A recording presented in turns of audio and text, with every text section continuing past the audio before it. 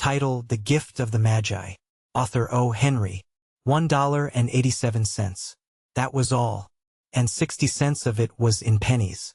Pennies saved 1 and 2 at a time by bulldozing the grocer and the vegetable man and the butcher until one's cheeks burned with the silent imputation of parsimony that such close dealing implied. 3 times Della counted it. $1.87. And the next day would be Christmas. There was clearly nothing to do but flop down on the shabby little couch and howl. So Della did it, which instigates the moral reflection that life is made up of sobs, sniffles, and smiles, with sniffles predominating. While the mistress of the home is gradually subsiding from the first stage to the second, take a look at the home. A furnished flat at $8 per week. It did not exactly beggar description, but it certainly had that word on the lookout for the mendicancy squad. In the vestibule below was a letterbox into which no letter would go, and an electric button from which no mortal finger could coax a ring. Also appertaining thereunto was a card bearing the name Mr. James Dillingham Young. The Dillingham had been flung to the breeze during a former period of prosperity, when its possessor was being paid $30 per week. Now, when the income was shrunk to $20, though, they were thinking seriously of contracting to a modest and unassuming D. But whenever Mr. James Dillingham Young came home and reached his flat above, he was called Jim and greatly hugged by Mrs. James Dillingham Young, already introduced to you as Della, which is all very good. Della finished her cry and attended to her cheeks with the powder rag. She stood by the window and looked out dully at a gray cat walking a gray fence in a gray backyard. Tomorrow would be Christmas Day, and she had only $1.87 with which to buy Jim a present. She had been saving every penny she could for months, with this result. $20 a week doesn't go far. Expenses had been greater than she had calculated. They always are. Only $1.87 to buy a present for Jim. Her Jim. Many a happy hour she had spent planning for something nice for him. Something fine and rare and sterling. Something just a little bit near to being worthy of the honor of being owned by Jim. There was a pier glass between the windows of the room. Perhaps you have seen a pier glass in an $8 flat. A very thin and very agile person may, by observing his reflection in a rapid sequence of longitudinal strips, obtain a fairly accurate conception of his looks. Della, being slender, had mastered the art. Suddenly she whirled from the window and stood before the glass. Her eyes were shining brilliantly, but her face had lost its color within 20 seconds. Rapidly she pulled down her hair and let it fall to its full length.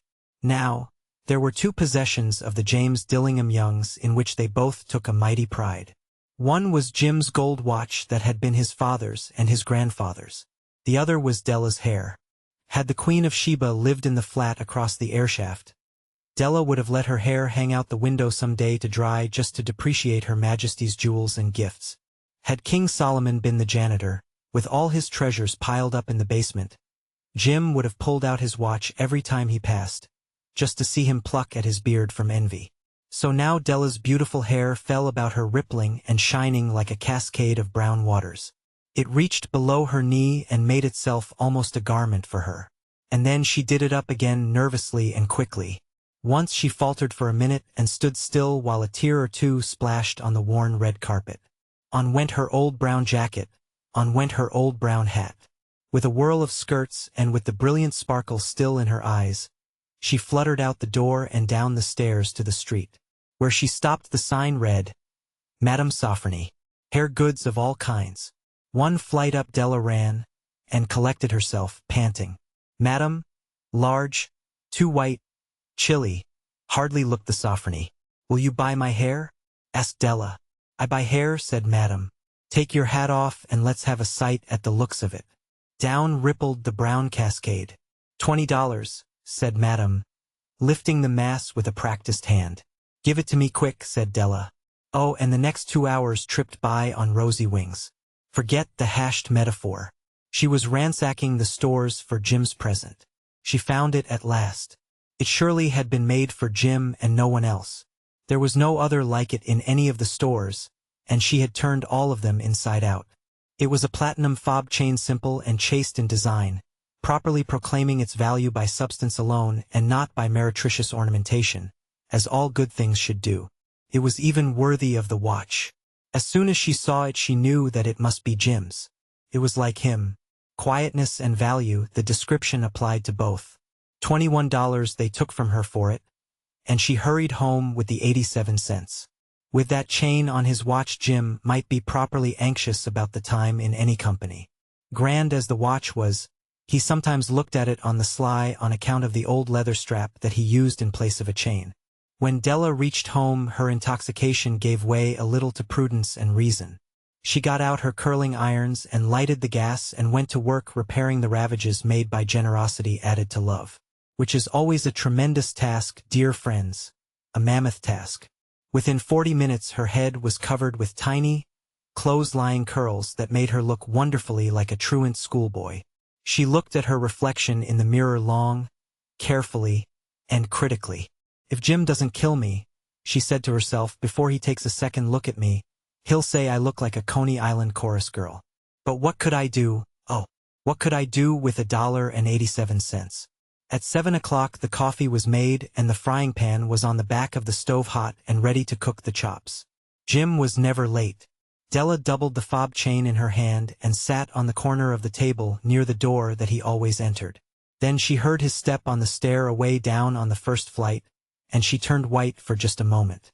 She had a habit of saying a little silent prayer about the simplest everyday things, and now she whispered, "Please God, make him think I am still pretty." The door opened and Jim stepped in and closed it. He looked thin and very serious. Poor fellow, he was only 22, and to be burdened with a family. He needed a new overcoat and he was without gloves. Jim stopped inside the door, as immovable as a setter at the scent of quail.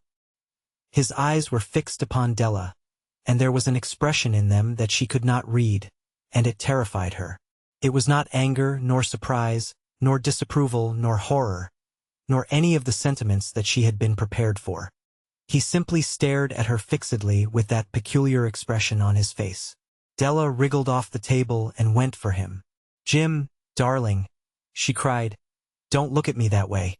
I had my hair cut off and sold because I couldn't have lived through Christmas without giving you a present. It'll grow out again, you won't mind, will you? I just had to do it. My hair grows awfully fast. Say, Merry Christmas, Jim, and let's be happy. You don't know what a beautiful, nice gift I've got for you." "You've cut off your hair?"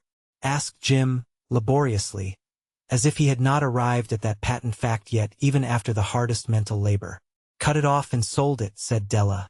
"Don't you like me just as well? Anyhow, I'm me without my hair, ain't I?" Jim looked about the room curiously.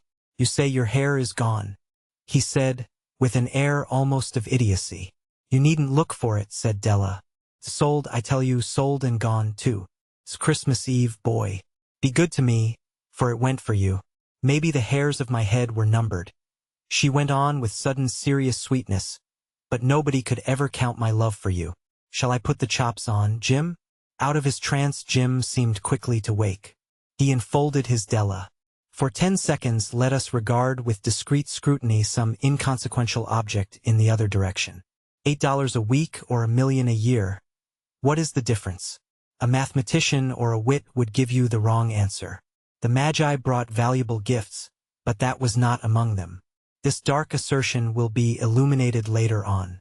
Jim drew a package from his overcoat pocket and threw it upon the table. "Don't make any mistake, Dell," he said, "about me. I don't think there's anything in the way of a haircut or a shave or a shampoo that could make me like my girl any less. But if you'll unwrap that package you may see why you had me going a while at first." White fingers and nimble tore at the string and paper, and then an ecstatic scream of joy, and then, alas, a quick feminine change to hysterical tears and wails, necessitating the immediate employment of all the comforting powers of the lord of the flat. For there lay the combs, the set of combs, side and back, that Della had worshipped long in a Broadway window. Beautiful combs, pure tortoise shell, with jeweled rims, just the shade to wear in the beautiful vanished hair. They were expensive combs, she knew, and her heart had simply craved and yearned over them without the least hope of possession. And now, they were hers, but the tresses that should have adorned the coveted adornments were gone. But she hugged them to her bosom, and at length she was able to look up with dim eyes and a smile and say, My hair grows so fast, Jim. And then Della leaped up like a little singed cat and cried, "Oh, oh!" Jim had not yet seen his beautiful present. She held it out to him eagerly upon her open palm. The dull, precious metal seemed to flash with a reflection of her bright and ardent spirit. "Isn't it a dandy, Jim? I hunted all over town to find it. You'll have to look at the time 100 times a day now. Give me your watch. I want to see how it looks on it." Instead of obeying, Jim tumbled down on the couch and put his hands under the back of his head and smiled. "Dell," said he, "let's put our Christmas presents away and keep 'em a while. They're too nice to use just at present. I sold the watch to get the money to buy your combs. And now suppose you put the chops on." The Magi, as you know, were wise men, wonderfully wise men, who brought gifts to the babe in the manger. They invented the art of giving Christmas presents. Being wise, their gifts were no doubt wise ones, possibly bearing the privilege of exchange in case of duplication. And here I have lamely related to you the uneventful chronicle of two foolish children in a flat who most unwisely sacrificed for each other the greatest treasures of their house. But in a last word to the wise of these days, let it be said that of all who give gifts these two were the wisest. Of all who give and receive gifts such as they are wisest. Everywhere they are wisest. They are the Magi. End of the Project Gutenberg ebook, The Gift of the Magi. Updated editions will replace the previous one. The old editions will be renamed. Creating the works from print editions not protected by U.S. copyright law means that no one owns a United States copyright in these works, so the Foundation and you can copy and distribute it in the United States without permission and without paying copyright royalties. Special rules, set forth in the general terms of use part of this license, apply to copying and distributing Project Gutenberg electronic works to protect the Project Gutenberg concept and trademark. Project Gutenberg is a registered trademark and may not be used if you charge for an ebook, except by following the terms of the trademark license, including paying royalties for use of the Project Gutenberg trademark. If you do not charge anything for copies of this ebook, complying with the trademark license is very easy. You may use this ebook for nearly any purpose, such as creation of derivative works, reports, performances, and research. Project Gutenberg ebooks may be modified and printed and given away. You may do practically anything in the United States with ebooks not protected by U.S. copyright law. Redistribution is subject to the trademark license, especially commercial redistribution. Start. Full license. The full Project Gutenberg license. Please read this before you distribute or use this work. To protect the Project Gutenberg mission of promoting the free distribution of electronic works, by using or distributing this work, or any other work associated in any way with the phrase Project Gutenberg, you agree to comply with all the terms of the full Project Gutenberg license available with this file or online at www.gutenberg.org/license. Section 1. General Terms of Use and Redistributing Project Gutenberg Electronic Works. 1.a. By reading or using any part of this Project Gutenberg electronic work, you indicate that you have read, understand, agree to, and accept all the terms of this license and intellectual property, trademark/copyright, agreement. If you do not agree to abide by all the terms of this agreement, you must cease using and return or destroy all copies of Project Gutenberg electronic works in your possession. If you paid a fee for obtaining a copy of or access to a Project Gutenberg electronic work, and you do not agree to be bound by the terms of this agreement, you may obtain a refund from the person or entity to whom you paid the fee as set forth in paragraph 1.e.8. 1.b. Project Gutenberg is a registered trademark. It may only be used on or associated in any way with an electronic work by people who agree to be bound by the terms of this agreement.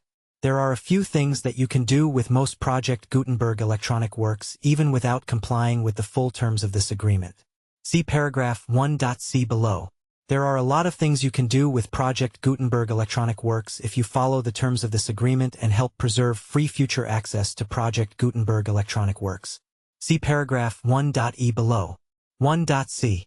The Project Gutenberg Literary Archive Foundation, the Foundation or PGLAF, owns a compilation copyright in the collection of Project Gutenberg electronic works. Nearly all the individual works in the collection are in the public domain in the United States. If an individual work is unprotected by copyright law in the United States and you are located in the United States, We do not claim a right to prevent you from copying, distributing, performing, displaying, or creating derivative works based on the work as long as all references to Project Gutenberg are removed. Of course, we hope that you will support the Project Gutenberg mission of promoting free access to electronic works by freely sharing Project Gutenberg works in compliance with the terms of this agreement for keeping the Project Gutenberg name associated with the work. You can easily comply with the terms of this agreement by keeping this work in the same format with its attached full Project Gutenberg license when you share it without charge with others. 1.d. The copyright laws of the place where you are located also govern what you can do with this work. Copyright laws in most countries are in a constant state of change. If you are outside the United States, check the laws of your country in addition to the terms of this agreement before downloading, copying, displaying, performing, distributing, or creating derivative works based on this work or any other Project Gutenberg work. The Foundation makes no representations concerning the copyright status of any work in any country other than the United States.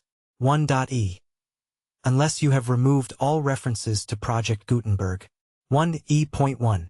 The following sentence with active links to or other immediate access to the full Project Gutenberg license must appear prominently whenever any copy of a Project Gutenberg work, any work on which the phrase Project Gutenberg appears, or with which the phrase Project Gutenberg is associated, is accessed, displayed, performed, viewed, copied, or distributed.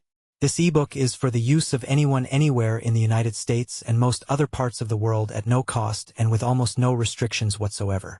You may copy it, give it away, or reuse it under the terms of the Project Gutenberg license included with this ebook or online at www.gutenberg.org.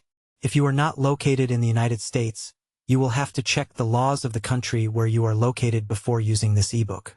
1e.2.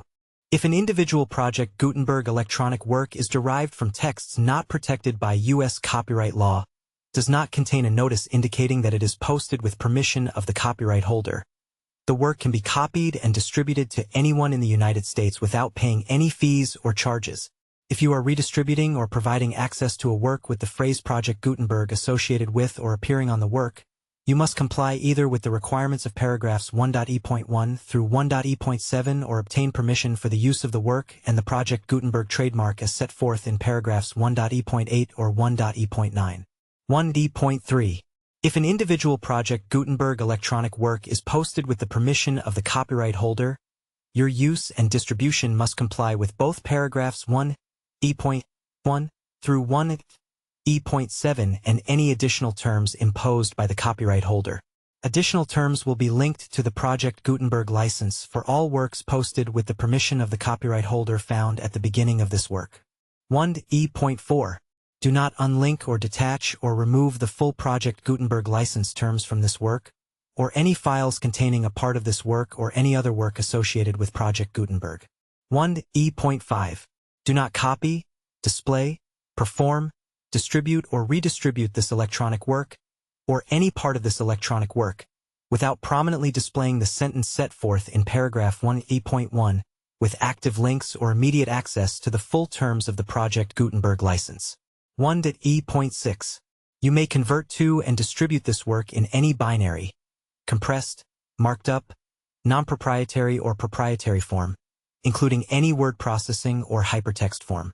However, if you provide access to or distribute copies of a Project Gutenberg work in a format other than plain vanilla ASCII or other format used in the official version posted on the official Project Gutenberg website, www.gutenberg.org, you must, at no additional cost, fee, or expense to the user, provide a copy, a means of exporting a copy, or a means of obtaining a copy upon request, of the work in its original plain vanilla ASCII or other form. Any alternate format must include the full Project Gutenberg license as specified in paragraph 1.e.1. 1.e.7. Do not charge a fee for access to viewing, displaying, performing, copying, or distributing any Project Gutenberg works unless you comply with paragraph 1e.8 or 1.e.9. 1e.8. You may charge a reasonable fee for copies of or providing access to or distributing Project Gutenberg electronic works provided that you pay a royalty fee of 20% of the gross profits you derive from the use of Project Gutenberg works calculated using the method you already used to calculate your applicable taxes. The fee is owed to the owner of the Project Gutenberg trademark, but he has agreed to donate royalties under this paragraph to the Project Gutenberg Literary Archive Foundation. Royalty payments must be paid within 60 days following each date on which you prepare, or are legally required to prepare, your periodic tax returns. Royalty payments should be clearly marked as such and sent to the Project Gutenberg Literary Archive Foundation at the address specified in Section 4. Information about donations to the Project Gutenberg Literary Archive Foundation. Do you provide a full refund of any money paid by a user who notifies you in writing, or by email, within 30 days of receipt that he does not agree to the terms of the full Project Gutenberg license? You must require such a user to return or destroy all copies of the works possessed in a physical medium and discontinue all use of and all access to other copies of Project Gutenberg works. Do you provide, in accordance with paragraph 1.f.3, a full refund of any money paid for a work or a replacement copy, if a defect in the electronic work is discovered and reported to you within 90 days of receipt of the work? Do you comply with all other terms of this agreement for free distribution of Project Gutenberg works? 1e.9. If you wish to charge a fee or distribute a Project Gutenberg electronic work or group of works on different terms than are set forth in this agreement, you must obtain permission in writing from the Project Gutenberg Literary Archive Foundation, the manager of the Project Gutenberg trademark. Contact the foundation as set forth in Section 3 below. 1f. 1f.1. Project Gutenberg volunteers and employees expend considerable effort to identify, do copyright research on, transcribe and proofread works not protected by U.S. copyright law in creating the Project Gutenberg collection. Despite these efforts, Project Gutenberg electronic works, and the medium on which they may be stored, may contain defects, such as, but not limited to, incomplete, inaccurate or corrupt data, transcription errors, a copyright or other intellectual property infringement, a defective or damaged disk or other medium, a computer virus, or computer codes that damage or cannot be read by your equipment. 1f.2. Limited warranty, disclaimer of damages, except for the right of replacement or refund described in paragraph 1 at f.3. The Project Gutenberg Literary Archive Foundation, the owner of the Project Gutenberg trademark, and any other party distributing a Project Gutenberg electronic work under this agreement, disclaim all liability to you for damages, costs, and expenses, including legal fees. You agree that you have no remedies for negligence, strict liability, breach of warranty, or breach of contract except those provided in paragraph 1, f.3. You agree that the foundation, the trademark owner, and any distributor under this agreement will not be liable to you for actual, direct, indirect, consequential, punitive, or incidental damages even if you give notice of the possibility of such damage. 1 at f.3. Limited right of replacement or refund. If you discover a defect in this electronic work within 90 days of receiving it, you can receive a refund of the money, if any, you paid for it by sending a written explanation to the person you received the work from. If you receive the work on a physical medium, you must return the medium with your written explanation. The person or entity that provided you with the defective work may elect to provide a replacement copy in lieu of a refund. If you receive the work electronically, the person or entity providing it to you may choose to give you a second opportunity to receive the work electronically in lieu of a refund. If the second copy is also defective, you may demand a refund in writing without further opportunities to fix the problem. 1f.4. Except for the limited right of replacement or refund set forth in paragraph 1f.3, this work is provided to you ASIS, with no other warranties of any kind, express or implied, including but not limited to warranties of merchantability or fitness for any purpose. 1f.5. Some states do not allow disclaimers of certain implied warranties or the exclusion or limitation of certain types of damages. If any disclaimer or limitation set forth in this agreement violates the law of the state applicable to this agreement, the agreement shall be interpreted to make the maximum disclaimer or limitation permitted by the applicable state law. The invalidity or unenforceability of any provision of this agreement shall not void the remaining provisions. 1f.6. Indemnity. You agree to indemnify and hold the foundation, the trademark owner, any agent or employee of the foundation, anyone providing copies of Project Gutenberg electronic works in accordance with this agreement, and any volunteers associated with the production, promotion and distribution of Project Gutenberg electronic works, harmless from all liability, costs and expenses, including legal fees, that arise directly or indirectly from any of the following which you do or cause to occur. A. Distribution of this or any Project Gutenberg work. B. Alteration, modification or additions or deletions to any Project Gutenberg work. And C. Any defect you cause. Section 2. Information about the mission of Project Gutenberg. Project Gutenberg is synonymous with the free distribution of electronic works in formats readable by the widest variety of computers including obsolete, old, middle-aged, and new computers. It exists because of the efforts of hundreds of volunteers and donations from people in all walks of life. Volunteers and financial support to provide volunteers with the assistance they need are critical to reaching Project Gutenberg's goals and ensuring that the Project Gutenberg collection will remain freely available for generations to come. In 2001, the Project Gutenberg Literary Archive Foundation was created to provide a secure and permanent future for Project Gutenberg and future generations. To learn more about the Project Gutenberg Literary Archive Foundation and how your efforts and donations can help, see Sections 3 and 4 and the Foundation information page at www.gutenberg.org. Section 3. Information about the Project Gutenberg Literary Archive Foundation. The Project Gutenberg Literary Archive Foundation is a non-profit 501(c)(3) educational corporation organized under the laws of the state of Mississippi and granted tax-exempt status by the Internal Revenue Service. The Foundation's EIN or Federal Tax Identification Number is 64-6221541.